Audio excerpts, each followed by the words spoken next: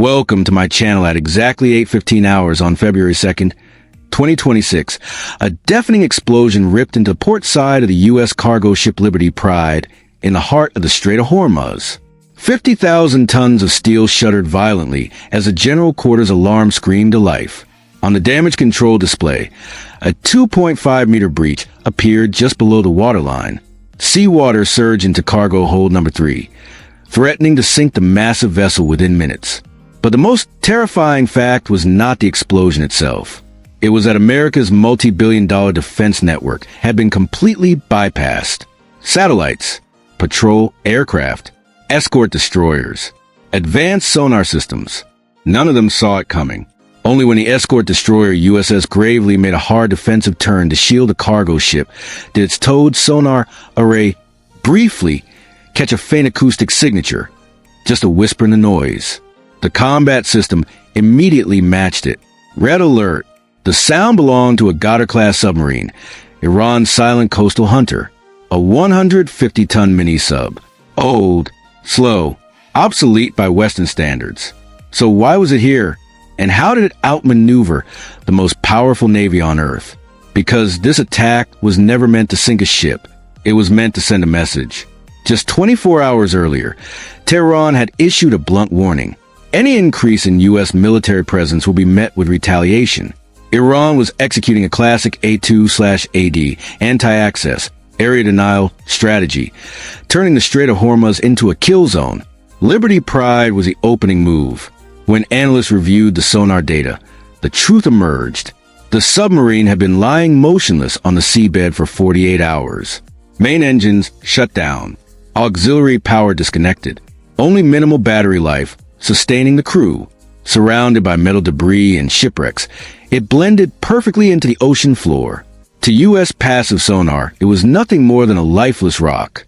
After firing, the submarine didn't flee into open water. It sank deeper, moving slowly back toward Keshem Island. At the same moment, American reconnaissance satellites detected a far more dangerous development. Iranian coastal missile batteries came alive. Phased array radars locked on. More than 20 hypersonic missile launchers entered targeting mode. The trap was clear. If USS Gravely pursued the submarine, it would sail straight into a coastal kill box. Even the Aegis system could not guarantee survival against a mass hypersonic strike at low altitude. The chase was handed over to the airborne anti-submarine force. From the deck of the aircraft carrier USS Abraham Lincoln, MH-60R Seahawk helicopters launched alongside AP-8A Poseidon, deploying a crescent-shaped sonar net of 64 active sonobuoys. But the environment turned hostile. Over 100 oil tankers, twisted wreckage, and the groaning hull of the damaged cargo ship created a wall of acoustic chaos. Sonar screens flooded with noise. Contacts blurred. Targets vanished. The Goddard slipped beneath an old shipwreck at 35 meters depth, hugging the seabed. It became invisible. Then the hunters became the hunted. Missile warning sensors screamed. Laser locks from man pads on the coast lit up Seahawk cockpits. Fast attack boats painted helicopters with targeting beams. Forced to evade, pilots cut sonar cables and climbed away. America lost its underwater vision. Iran escalated again.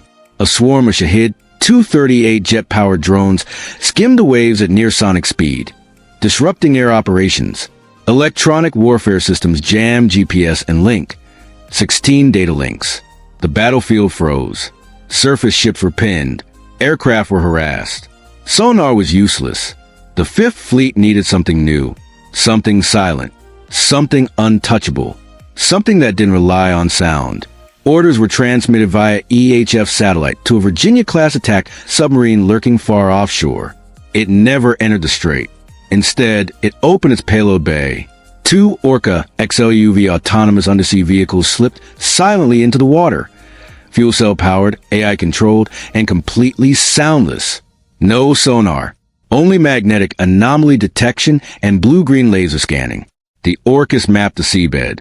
Rusted wrecks faded into background, but one object stood out. A fresh magnetic signature. A 29-meter steel cylinder with a command tower. The Goddard was exposed. The Iranian captain knew it instantly. With no escape left, He gambled everything. Torpedo tubes flooded, not conventional weapons, but VA-111 Shkval supercavitating torpedoes, capable of 200 knots. At that range, Gravely would have no defense. Seconds mattered. The U.S. decision was final. Mission kill. No casualties. No war. An MH-60 are dove in and release a -54 Malawian Quachas Mod 2 torpedo, reprogrammed to detonate behind the submarine. The explosion didn't tear metal apart. It delivered a precision hydraulic shockwave. The propeller shaft snapped. Steering controls collapsed. Control fins were blown away. The submarine became a drifting coffin, with systems failing and water pouring in. The captain ordered an emergency blow. Minutes later, the crippled submarine surfaced beside Liberty Pride. U.S. Special Forces boats closed and guns trained, fingers off triggers. One wrong shot would unleash a coastal missile storm. Instead, Washington ordered restraint. Iranian tugboats were allowed to tow the wreck home. No deaths, no missiles launched, no war. At 10:45 hours, the operation ended.